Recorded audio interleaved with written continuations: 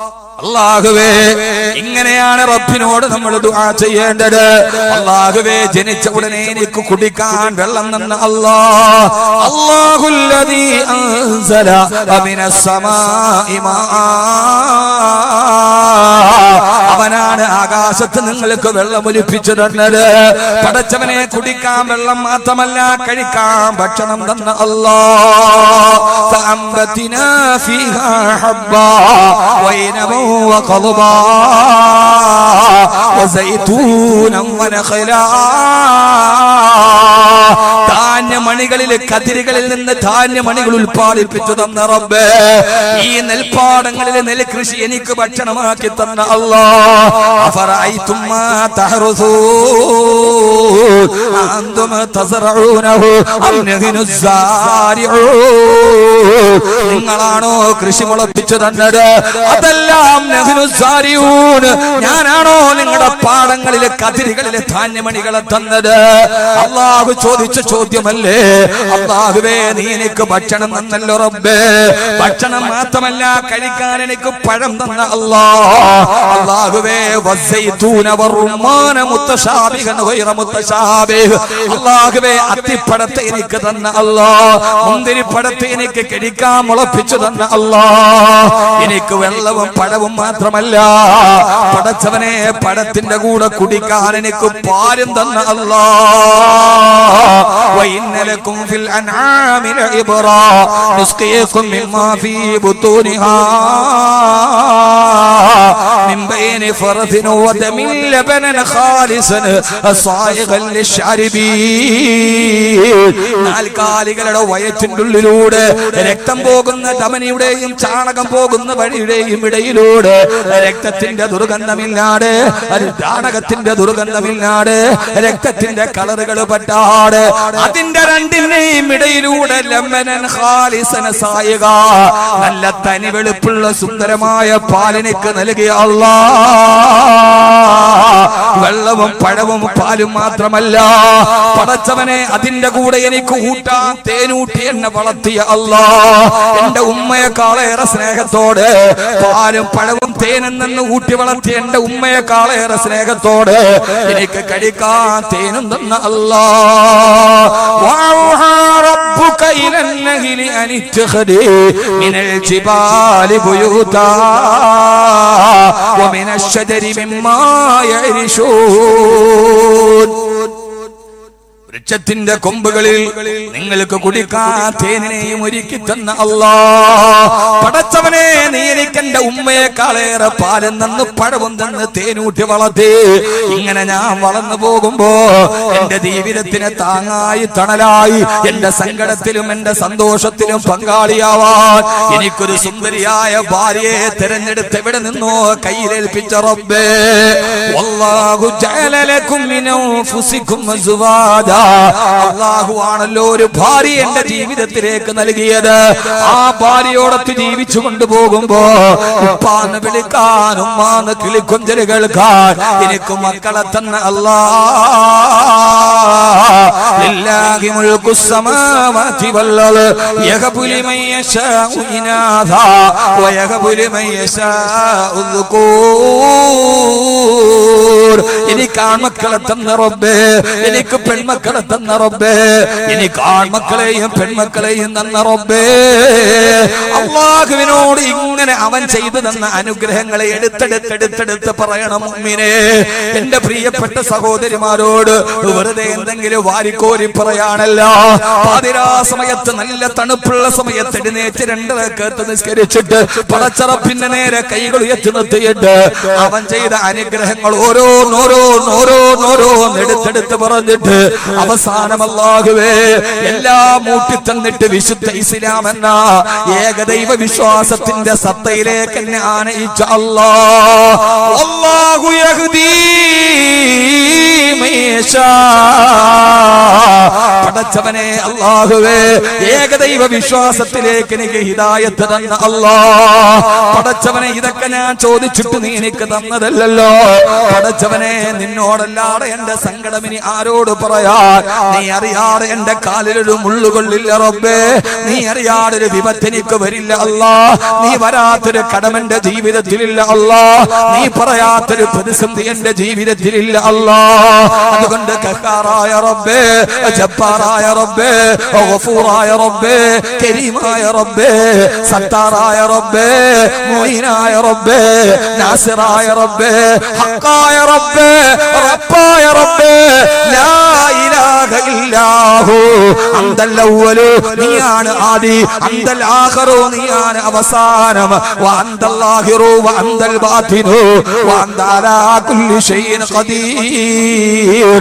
സചേതനമല്ലാത്ത കരിമ്പാറക്കെട്ടിൽ നിന്ന് പാല് ചുരത്തുന്ന ഒട്ടകത്തെ സൃഷ്ടിച്ച അല്ലാഹുവേ, അയ്യൂബ് നബിയുടെ മാരകമായ രോഗത്തിന് ഒരു പച്ചവെള്ളം കൊണ്ട് ശമനം കൊടുത്ത അല്ലാഹ്, എന്റെ രോഗം ഏത് ഡോക്ടർ തള്ളിയാലും നിന്റെ മുമ്പിൽ പ്രശ്നമല്ല റബ്ബേ.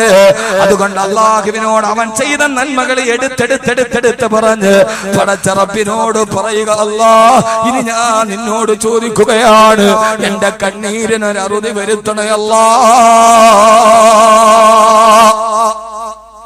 ഇങ്ങനെ അല്ലാഹുവിനോട് രാത്രിയിൽ എഴുന്നേറ്റ് തഹജ്ജുദ് നിസ്കരിച്ചിട്ട് നീ പറ, എന്റെ ജീവിതത്തിൽ ആത്മവിശ്വാസം ഉണ്ടാവും.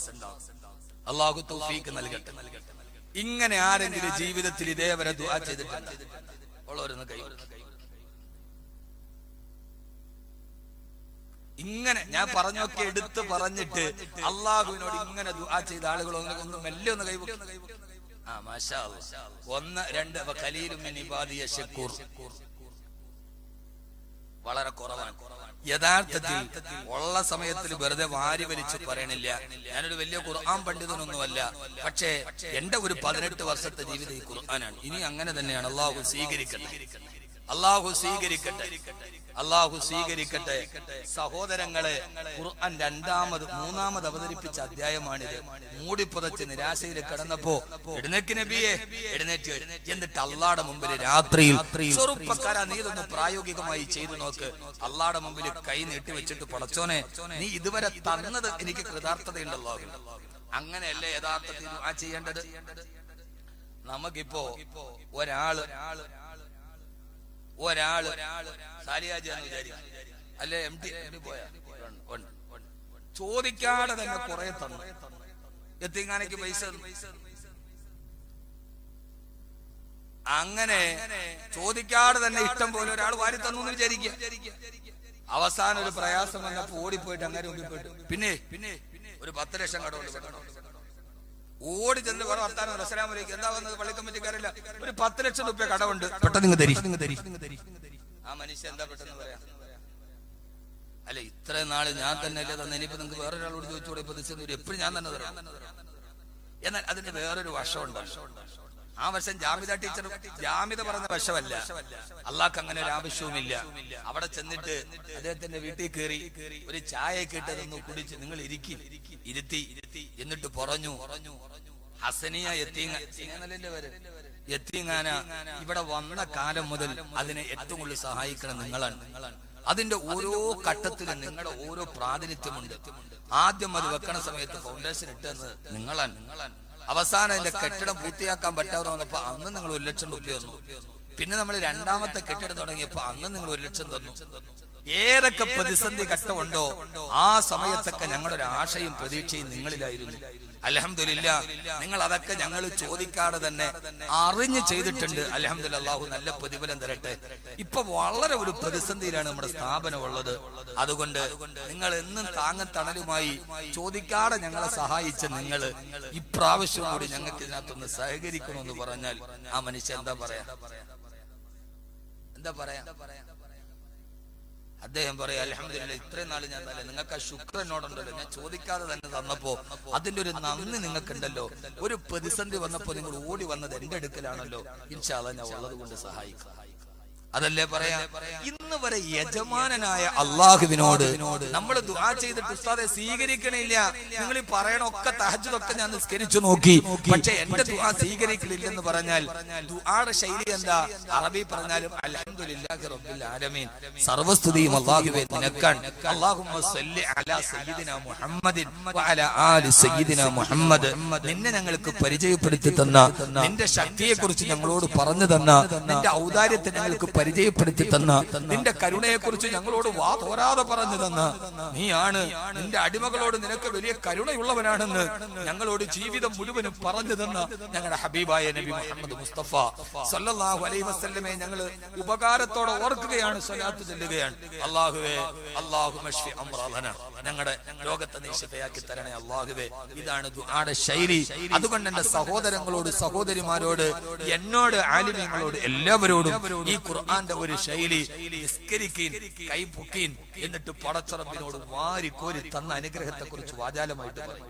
പടച്ചോനെ ഇത്രയൊക്കെ തന്നിട്ടും ഒരു നന്ദി ഞാൻ ഇതുവരെ ചെയ്തിട്ടില്ല അല്ലാഹുവേ, എന്നിട്ട് നീ തന്ന അനുഗ്രഹം എന്നിൽ നിന്ന് നീ പിടിച്ചുകൊണ്ട് പോയിട്ടില്ല അല്ലാഹുവേ, എന്നോട് എനിക്ക് ശുക്റുണ്ട് അല്ലാഹ്. പടച്ചോനെ വലിയൊരു പ്രതിസന്ധിയിലാണ് ഞാൻ. നടക്കൂലേ നടക്കൂലേ ഒരു വിശ്വാസമില്ല, നടക്കും. പക്ഷെ നമ്മുടെ ഹൃദയത്തിൽ അത് പതിയാത്തത് കൊണ്ടാണ്. അല്ലാഹു നമുക്ക് തൗഫീഖ് നൽകി അനുഗ്രഹിക്കുമാറാകട്ടെ.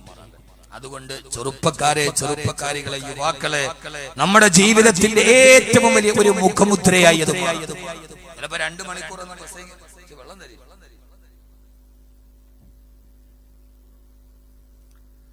അല്ലാഹു സ്വീകരിക്കുമാറാകട്ടെ. അതുകൊണ്ട് ഇനിയുള്ള ദിവസങ്ങളെങ്കിലും സംഘാടകരെ പ്രത്യേകം ശ്രദ്ധിക്കണമെന്ന് ഓർമ്മിപ്പിക്കാൻ. ചൂടുവെള്ളം. അപ്പൊ ഇനിയുള്ള ദിവസങ്ങളെങ്കിലും നേരത്തെ ആക്കാൻ വേണ്ടി ശ്രമിക്കണം. മരുമോളോടോ കാട്ടി, ഇനിയിപ്പോ നാത്തൂനോടും കൂടെ കാണിക്കണം.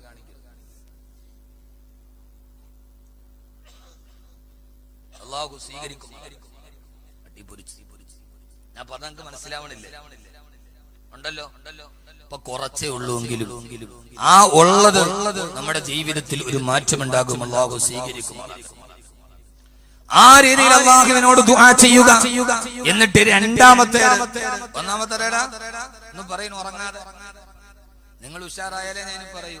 ഒന്നാമത്തേതാ, രാത്രിയിൽ എഴുന്നേൽക്കുക. ചെറുപ്പക്കാരെ, നീ ഇങ്ങനെ നായി നോക്ക്, നിന്നെ തോപ്പിക്കാൻ പിന്നെ ലോകത്തൊരാളുണ്ടാവില്ല. ഒരു ബോംബുകൾക്കും നിന്നെ തകർക്കാൻ കഴിയില്ല.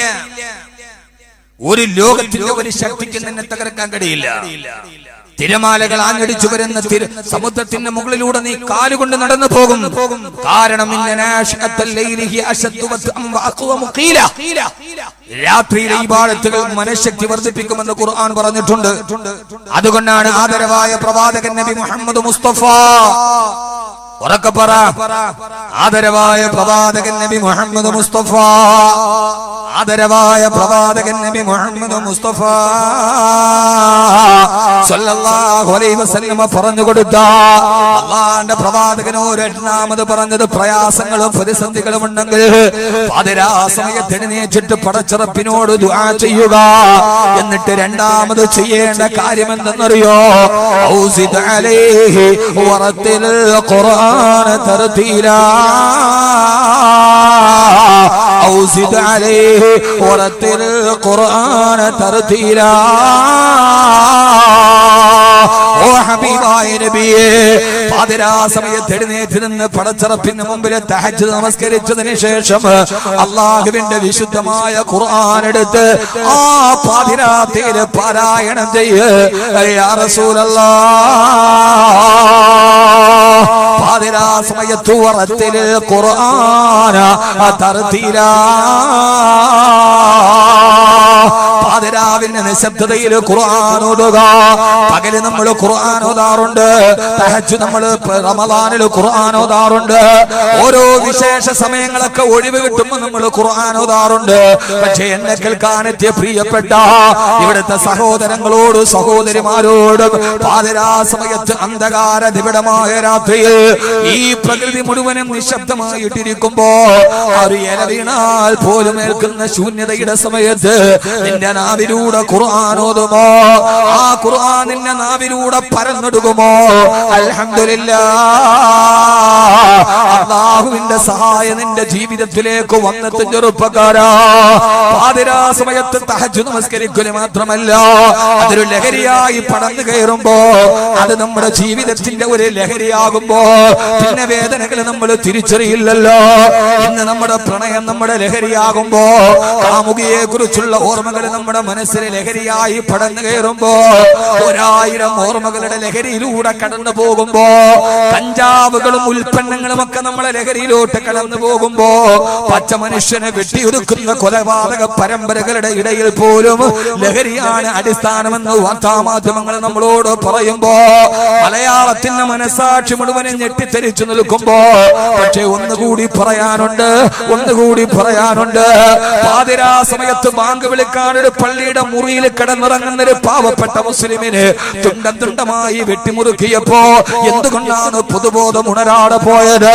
8 വയസ്സുള്ള ഒരു കുഞ്ഞിനെ പിടിച്ചു കൊണ്ടുപോയി കഴുത്തറുത്തു കൊണ്ടപ്പോ മനോരോഗി എന്ന ഓമന പേര് കൊടുത്തു മറുഭാഗത്തേക്ക് മാറ്റി നിർത്തിയപ്പോ എന്തുകൊണ്ടാണ് ഈ മനസാക്ഷിയുടെ പൊതുബോധം ഉയരാതെ പോയത്? തന്റെ റെയിൽവേ സ്റ്റേഷനിലേക്ക് പോകുന്ന പാവപ്പെട്ട ഒരു ചെറുപ്പക്കാരന് അവൻ ഇഷ്ടപ്പെട്ട മതം സ്വീകരിച്ചെന്നതിന്റെ പേര് പട്ടാപ്പകല് പുലർച്ചയിട്ടിട്ട് വെട്ടിയിട്ട് പാവപ്പെട്ട കൊടിഞ്ഞീരിയുടെ ഫൈസലിനെ കൊന്നൊടുക്കിയപ്പോ എന്തുകൊണ്ടാണ് പൊതുബോധത്തിന്റെ മനസാക്ഷി മരവിച്ചു പോകാതിരുന്നത്? റിയാസ് മൗലവിയുടെ രക്തം തളം കെട്ടി നിന്നപ്പോ മനസാക്ഷിയുടെ പൊതുബോധം എന്താണ് മരവിപ്പിച്ചു പോകാത്തത്? ഒരു പാവപ്പെട്ടവനെ പച്ചയ്ക്ക് കത്തിച്ചിട്ട് ആ പ്രതി ജയിലിന്റെ അറയിരുന്നിട്ട് ലൈവ് വീഡിയോ വിടുമ്പോ എന്തുകൊണ്ടാണ് ഈ മനസാക്ഷിയുള്ള പൊതുബോധം അനങ്ങിപ്പോവാത്തത്? സംശയങ്ങൾ ബാക്കിയാണ് സഹോദരങ്ങളെ. അതുകൊണ്ട് സമൂഹത്തോട് ഉറക്കെ പറയട്ടെ, ലോകത്തിന്റെ മുമ്പിലും മാനവികത അളക്കേണ്ടത് മതത്തിന്റെ അടിസ്ഥാനത്തിലല്ല. എല്ലാവരും മനുഷ്യരാണെന്ന് ചിന്തിക്കാൻ, അവൻ ഹിന്ദുവാകട്ടെ, ക്രിസ്ത്യാനിയാകട്ടെ, അവൻ മുസ്ലിം ആകട്ടെ, കൊല ചെയ്യപ്പെടുന്നവന്റെ രക്തത്തിന് ഒരു മനുഷ്യന്റെ രക്തത്തിന്റെ നിറമാണെന്ന് തിരിച്ചറിയാൻ മതത്തിന്റെ പേരിലുള്ള മനസാക്ഷിയുടെ വിവേചനങ്ങൾ അവസാനിക്കട്ടെ. മനുഷ്യനെന്ന പൊതുബോധത്തിലൂടെ ലോകത്തോട് നടന്നു പോകട്ടെ. അതാരുടെ രക്തമാണെങ്കിലും ആ രക്തത്തിന് പങ്കില്ലാതാകുന്ന ഒരു ലോകം കടന്നു വരട്ടെ. രാഷ്ട്രീയത്തിന്റെ പേരിലുള്ള അരുംകൊലകൾ അവസാനിച്ചു പോകട്ടെ. അത് ആരുടേതാണെങ്കിലും ശരി, അത് ഷുഐബിന്റെ ഡെഡ് ബോഡി ആണെങ്കിലും ശരി, അത് ബിബിന്റെ ഡെഡ് ബോഡി ആണെങ്കിലും ശരി, എല്ലാത്തിനും അപ്പുറം ഞാൻ എന്റെ നിലപാട് വ്യക്തമാക്കുകയാണ്. അത് രാഷ്ട്രീയത്തിന്റെ അടിസ്ഥാനത്തിലല്ല. കൊല ചെയ്യപ്പെട്ടത് ആരാണെങ്കിലും അതൊരു അമ്മയുടെ മകനാണെന്ന്, അതൊരു ഭാര്യയുടെ ഭർത്താവാണെന്ന്, ഒരു കുറെ അനാഥ മക്കളുടെ പിതാവാണെന്ന്, പാവപ്പെട്ട മക്കളുടെ പിതാവാണെന്നുള്ള ബോധത്തിലേക്ക് മനസാക്ഷി നടന്നു പോകണമെന്ന് ഓർമ്മിപ്പിച്ചുകൊണ്ട് അരുങ്കൊലകൾ അവസാനിക്കട്ടെ. മനുഷ്യ മനസ്സുകൾ ഒന്നിക്കട്ടെ. മനുഷ്യനെന്ന പൊതുബോധത്തിലും മനുഷ്യത്വത്തിലൂടെ നടന്നു പോകട്ടെ. എന്റെ പ്രിയപ്പെട്ട ചെറുപ്പക്കാരാ, മഹാനായ റസൂലുള്ളാഹി സ്വല്ലല്ലാഹു അലൈഹി വസല്ലമ തബൂക്ക് യുദ്ധത്തിന് വേണ്ടി പോകുമ്പോഴാണ് ഹബീബായ നബി തങ്ങൾ പാതിരാ സമയത്ത് സഹാബത്തിനോട് ചോദിക്കുന്നത്,